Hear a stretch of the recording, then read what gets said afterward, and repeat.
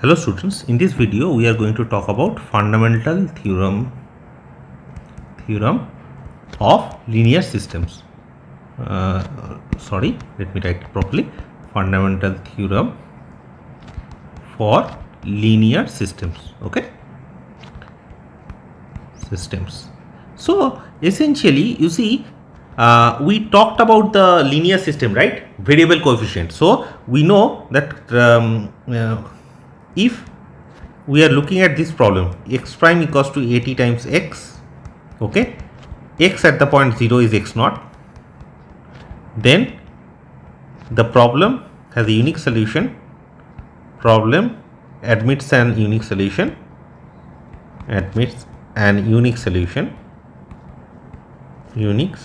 how is what is the solution here? It is given by x of t is the fundamental matrix phi of t times a constant which is a n cross 1 constant. Okay, sorry, this initial data is given, right? So it is nothing but phi inverse of 0 times x naught, right? Phi is the fundamental matrix, mental matrix.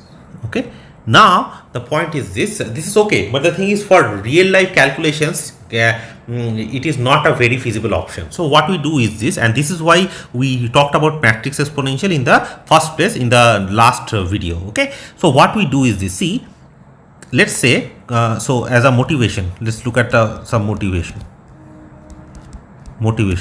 So let's look at this problem. See, x prime equals to ax, let's say, yeah, and x0 equals to x naught. Yeah, you can easily check that xt equals to x naught times e power at, okay, is a solution, is the only solution, right? Only solution. A is in R, right? A is in R given. Okay, xt is the only solution. Now the thing is this, from here we can actually motivate ourselves that what should be. So now the question is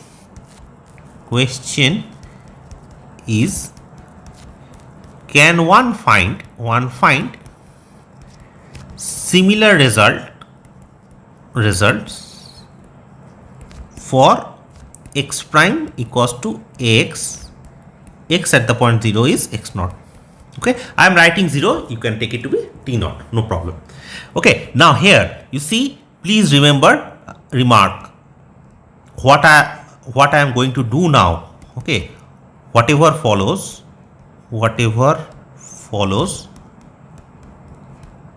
in this video is only valid for a constant coefficient system.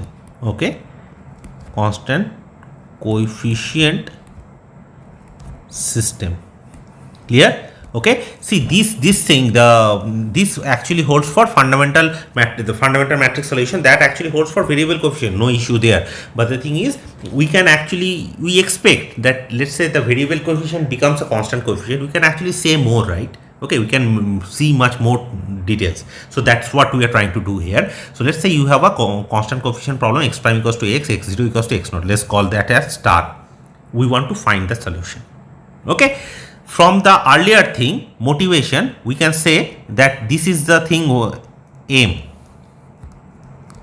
You see, you can actually see, you can think of it like this, that e power at times x naught should solve star. You see, here e power at times x naught is a solution of this problem, right? Now if you are making it away an n cross n system, then for that system e power at times x naught has to be the solution. You have to write it like this, because e power at is an n cross n matrix and this is an n cross 1 vector, right? So then makes sense. You cannot write x naught times e power at. Please remember that. You cannot write x naught times e power at. Yeah, okay, so please remember this part. Clear? Now you see, the thing is, xt equals to e power at times x naught should be the solution, right? That's what we can expect from this particular thing. Okay, so we are going to do that part. Okay, right? So this is the main aim hour. Okay, so let's look at a lemma first. Let A A be a n cross n matrix, be a n cross n matrix. Okay, then we want to talk about the derivative of e power at. Yeah, so then d dt of e power at, what happens here? Okay, now from one variable you do realize it should be this should look like this, right? E power a, e power at. It should look like this, yes, and actually it does. Okay, so you don't have to worry about it. Okay, but the thing is, we of course need a proof of that. So let's look at a proof. Okay, so d dt of e power at, clear, is nothing but, this is our usual definition, limit h tends to 0, e power a t plus h minus e power at by h, right? So this is nothing but limit h tends to 0, e power at, okay, e power ah minus identity, you can write it like this, right, by h, clear? So this is nothing but e power at limit h tends to 0. I can take the e power at outside because it does not depend on h. So limit h tends to 0, e power ah, what is e power ah? It is nothing but minus identity, it is nothing but 1 by h, okay, a plus a square h by 2 factorial plus, so 1 by h it will get cancelled. I am not moving this thing, okay, okay. Now this is nothing but, what happens, this is nothing but e power at times a, right? Okay, which is again, I mean this actually you can see that this actually commutes, so you can write it as a e power at, clear? So we have our, so result. Okay, see the last equality which we are doing, so basically e power at converges uniformly. Okay, so that is why you can change the the two limits essentially. Okay, fine. I did miss something, no? I have to miss something. Limit h tends to 0. What is the k?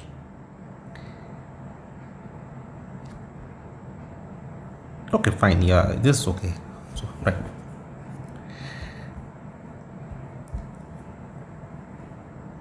So now we talk about the fundamental theorem. Okay, so theorem. So let A be a n cross n matrix. N cross n matrix. Okay, then given x naught in Rn, okay, the initial value problem, x prime equals to x, x0 equals to x naught. So please remember this is a constant coefficient, okay, admits an unique solution. What is the unique solution? Given by x of t is e power at times x naught. Okay, this is what you see. We were expecting this, right? So this theorem actually says that you have a unique solution. The unique solution is guaranteed by Picard's existence and uniqueness, and you actually say that there is a unique solution which is given like this. Clear? Okay, so how do you prove something like this? See, proof. If xt is nothing but e power at times x naught, okay, that will imply x prime of t is d dt of e power at times x naught. Okay, see, x naught does not independent of t, right? So we can, and so d dt of e power at, we know that it is a e power at times x naught. Okay, right? So you see, and e power at times x naught is nothing but xt. So this is a times x of t. Clear? So x prime t equals to a times xt. So xt satisfies the equation for all t in R. Okay, so xt given by e to the power at times x naught satisfies the equation for all t in R. Also, x of 0 is nothing but identity times x naught, e to the power a0, which is identity times x naught, which is nothing but x naught, right? Okay, so therefore, okay, see, the thing is, we have to show that, see, what we showed is xt equals to e to the power at x naught satisfies the equation. Yes. Now the thing is this: how do you show this is the only solution? Of course, you can use directly Picard's theorem, and you can say that this has to be the only solution. There is no other way. Without Picard's theorem, also you can prove. Let's just look at that proof. Okay. So what we do is you define y of t to be e to the power minus at times xt. You see, similar sort of thing we did it in the last video also, if you remember. Okay, y of t equals to e to the power at minus at times for xt.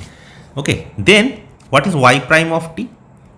Y prime of t is nothing but minus a times e power minus at x of t plus e to the power minus at x prime of t. Clear? So this is nothing but minus a e to the power minus at xt, and what is x prime of t? It is nothing but a of x, right? So e to the power minus at a of x of t. Now a and e power minus at, they actually commutes. Okay, so these two commutes, this one and this one commutes with each other. So basically we can write this is essentially 0, right? That will imply y of t is nothing but constant.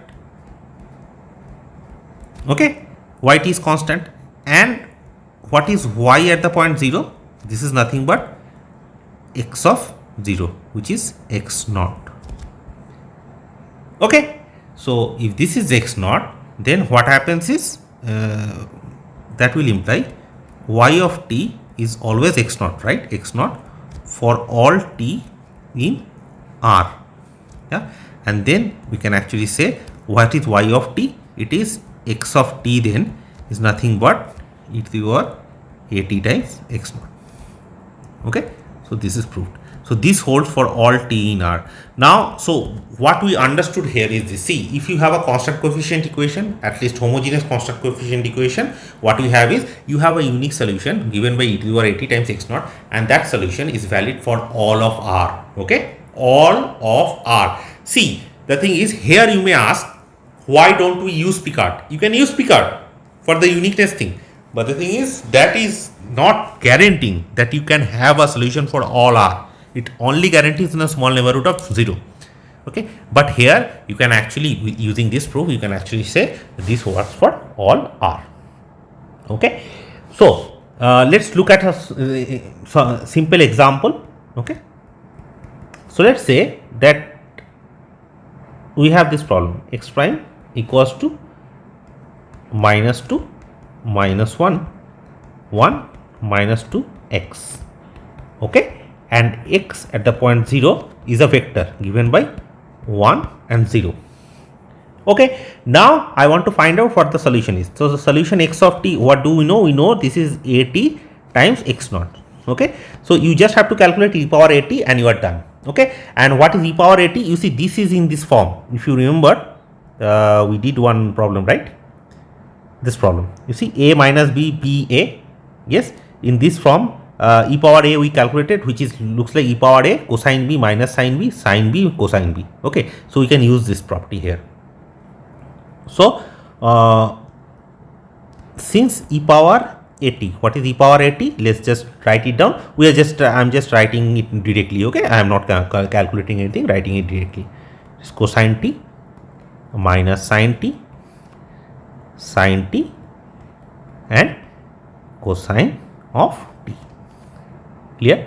Okay, so you just put this vector here and acting at 1 0. So the answer which you are going to get, I am not calculating again, you can calculate it yourself. So you have to check it yourself. It is cosine t and sine t. Okay, so please check it yourself. Clear? Okay, so this is how you calculate this. Very, very simple. Okay, Now the thing is this, if I the question is which I want to pose is this question. Okay, you see x prime equals to ax, x0 equals to x naught has a unique solution in terms of fundamental matrix, right? Solution in terms of fundamental matrix given by x of t, which is phi of t, fundamental matrix phi of t, phi inverse of 0 times x naught, right? That we know. Okay, so phi is a fundamental matrix.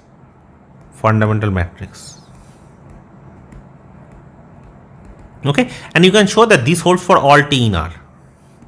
Okay, now the thing is, but again this theorem says that x prime equals to ax, x0 equals to x naught has this unique solution e power at times x naught. Okay, so is there a relation? So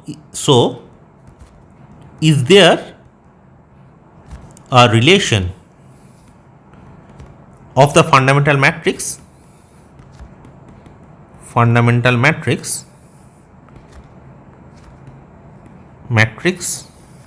phi of a with exponential of a? What do you think? See, the thing is, you have to understand that in both the situations it is a unique solution, exactly same equation, and it passes through the same vector x naught in Rn, right? So therefore one can say that without putting much emphasis here, phi of t, phi inverse of 0 has to be e power at, no? It has to be e power at. There is no other option here. Okay, so you see, if there is, so this is another way of calculating e power a if you want. Okay, so if one can calculate, okay, we'll explore all these things in the future videos, but for now it is just for information. If one can calculate fundamental matrix, or if it is given, let's say, the fundamental matrix, then calculating exponential is easy. Calculating exponentials is easy. Exponential of a matrix is easy. Okay, now you have to understand, please remember this thing, this actually holds only when it is constant coefficient. Okay, variable coefficient equation, you can of course write it in terms of fundamental matrix, the solution, but you cannot have this thing. Clear? Okay, so phi t, phi inverse of 0 is nothing but e power a times t. Clear? Okay, so with this I am going to end this video.